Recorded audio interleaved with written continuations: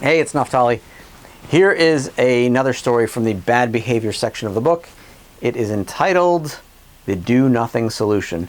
This story is from one of my clients, and the CEO of the client company told me this story.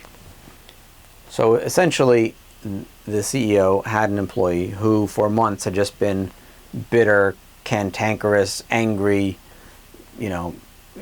not cordial with fellow employees, came into work late, left early, was doing pretty crappy work, et cetera, et cetera, et cetera. So at one point, the CEO decided to sit down with him, and the CEO asked him, "So what's going on?" And then the guy started to speak, and he spoke for 45 minutes straight. And the CEO did nothing other than intently listen, very presently listen. And again, that's the end of the story.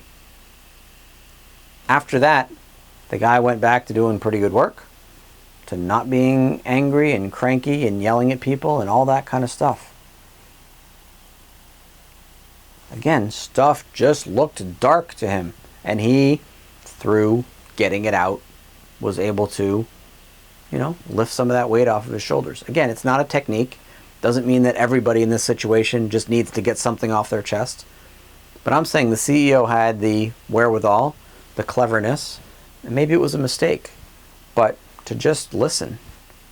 And so there's 2 points here. Maybe the most important one is that when it looks like there's something to do, often there's nothing to do.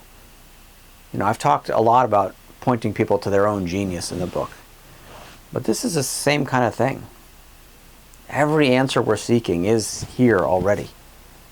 Whether that's about, a creative problem, dealing with a difficult employee, dealing with an economic downturn, whatever it is. Point people towards themselves. And in this way, this guy did that without even saying well, look inside yourself. He just said, I'm just going to sit here and listen until you're done talking.